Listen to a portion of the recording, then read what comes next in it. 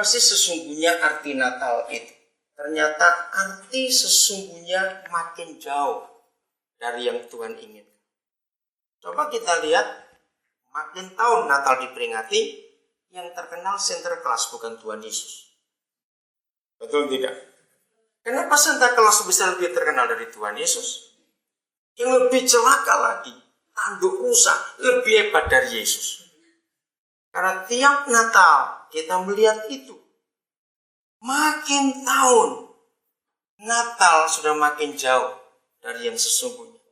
Pohon cemara lebih terkenal dari Yesus kalau Natal. Bintang lebih terkenal dari Yesus. Tanda-tanda lonceng-lonceng bel itu lebih terkenal dari Yesus. Yesusnya di mana? Nah, maka itu hari ini kita akan belajar apa sih Natal itu. Saudara, hanya ada satu tujuan. Mengapa pencipta alam semesta mau jadi manusia? Saya ulangi lagi. Hanya ada satu tujuan. Mengapa pencipta alam semesta mau jadi manusia? Saudara, kalau hanya supaya manusia berdosa diselamatkan, tidak masuk neraka tapi ke surga. Dengarkan ya. Kalau maksud Papa pencipta alam semesta itu hanya sekedar supaya manusia berdosa tidak ke neraka tapi dipindah ke surga, Yesus nggak perlu datang. Papa di surga nggak perlu jadi manusia. Apalagi sampai mati di kayu salib. Nggak perlu. Istilah saya, dia buka travel agent saja sudah jadi. Ngerti nggak maksudnya? Buka travel agent, cuma jual tiket one way, dunia ke surga. Buat dia gampang. Maka itu kalau kita hanya bicara soal pengampunan dosa, kita tidak ke neraka tapi ke surga, itu bukan kekristenan. Tapi ada hal yang paling dalam, paling Papa di surga rindukan kepada kita. Kenapa Natal? Mari kita buka Matius 1 ayat 23. Supaya arti Natal ini kita bisa ceritakan kepada teman-teman yang lain, saudara yang lain. Mengapa pencipta alam semesta mau jadi manusia? Matius 1 ayat 23. Sesungguhnya anak darah itu akan mengandung dan melahirkan seorang anak laki-laki, dan mereka akan menamakan dia Immanuel, yang berarti Tuhan menyertai kita. Nah, tujuan Natal adalah Immanuel itu sendiri, yaitu pencipta alam semesta menjadi manusia. Untuk apa? Saudara, kasihnya itu nggak bisa dibantah lagi. Dia begitu sayang kepada manusia. Katakan amin. Siapapun kita, dia mengasihi kita. Kenapa?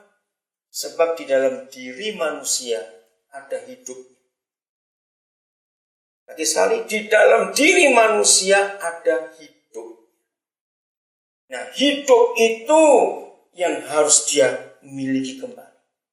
Sebab hidup itu sudah terjual kepada dosa. Nah, apa artinya Immanuel? Di dunia ini ada jutaan Tuhan. Saya ulangi lagi, Tuhan itu enggak satu loh, saudara. Salah kalau kita bilang Tuhan satu.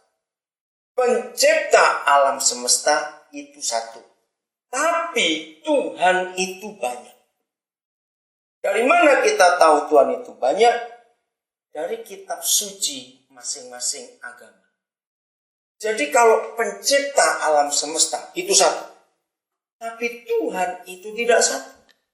Dia ada banyak. Masing-masing agama punya Tuhan yang berbeda. Dari mana kita bisa tahu Tuhan berbeda? Dari kitab suci agama-agama itu. Hindu Tuhannya membagi manusia dengan kasta-kasta. Masih ingat itu? Dan itu Tuhan mereka. Orang-orang Sikh punya Tuhan sendiri lagi. Islam Tuhannya beda dengan Tuhan kita. Tuhan Islam yaitu Allah berkata, laki-laki kalau mampu bisa kami lebih dari satu. Tapi Tuhan kita itu bukan Allah dan firman-Nya, aku benci perceraian. Beda. Tuhan orang Muslim berfirman, kamu disakiti, balas. Maka itu mereka rajin perang sampai hari ini. Tapi Tuhan kita firman-Nya beda. Ampunilah musuh dan berkatilah orang membenci kamu. Beda. Tuhan Muslim berkata, pengampunan dosa tergantung amalmu. Tapi Yesus berfirman, aku mengampuni dosa. Buddha berfirman, kebaikanmu akan dihitung sebagai karma. Bagaimana karmamu selama itu? Tapi Tuhan kita berkata, perbuatan baikmu seperti kain gombal. Nah, dari situ kita bisa belajar Tuhan itu beda. Ngerti mulai hari ini ya? Itu sebabnya kita harus mengembalikan Tuhan masing-masing di porsinya. Oke, saya lanjutkan. Nah, Tuhan kita adalah satu-satunya Tuhan di antara jutaan Tuhan di dunia ini yang berkata, aku Immanuel. Tidak ada Tuhan manapun di dunia yang berkata, dia itu Immanuel. Kecuali Yesus Tuhan kita. Amin. Oke. Siapa yang bisa mendefinisikan arti kata Immanuel? Ternyata bukan Tuhan beserta kita. Bukan God be with us. Bukan. Di antara semua terjemahan yang saya ngerti bahasanya. Jangan marah saya ngomongin ya. Ternyata Alkitab bahasa Jawa terjemahnya paling tepat. Oh, jangan marah dong, tertawa dong. Dengar dulu. Di dalam bahasa Jawa ayat ini disebut Gusti nunggil kelayan kita. Kata nunggil itu artinya manunggal. Masih ingat zaman Pak Harto dulu jadi presiden pakai kata manunggal. Kemanunggalan abdi rakyat manunggal. Nah, yang betul kata Immanuel bukan menyertai, tapi tinggal bersama, menyatu. Seharusnya kata Immanuel bukan God be with us, tapi God in us. Bahasa Korea pakai kata apa Immanuel? Oh betul saja, sama juga, kurang tepat itu. Yang betul Tuhan di dalam kita. Katakan amin. Kalau menyertai itu artinya kita jalan bersama. Nah kalau kita jalan bersama karena beserta, itu bisa hilang sendiri-sendiri. Satu mau beli kaos, satu mau beli makanan, hilang sudah. Karena menyertai.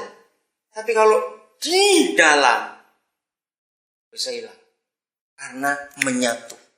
Maka itu sebagai bahasa Jawa lagi, Gusti nunggil kelayan kita. Tuhan menyatu dengan manusia. Itu luar biasa. Saudara dengarkan lebih lanjut. Satu-satunya Tuhan yang mengatakan dia mempelai laki-laki, pengantin surgawi. Gereja mempelai perempuannya, istrinya. Itu cuma Yesus Tuhan kita. Tidak ada Tuhan di dunia yang mengatakan seperti itu. Nah bayangkan kalau suami istri, suami kepala, istri itu tubuh. Ini menyatu. Kalau kepala dengan tubuh harus jadi satu. Nah Immanuel itu seperti itu. Menurut saudara, kalau dia Immanuel, maaf jangan. Waktu kita lagi di WC, dia Immanuel tidak. Ragu-ragu yang lain. Saya ulangi, waktu kita berak, dan gitu aja susah bener ngomongnya. Dia tetap Immanuel tidak. Nah itu yang luar biasa. Saya kagum sudah. Natal lagi sekali. Dia rindu menyatu dengan kita. Maka itu persoalannya. Bukan berapa kali kita merayakan Natal, bukan. Soalannya, sudah berapa dekat dan menyatunya dia dengan kita. Ini permasalahan gereja sesungguhnya. Pertanyaannya salah, bukan berapa dekat antara dia dengan kita. Pertanyaannya, sudah menyatu belum antara Yesus dengan diri kita?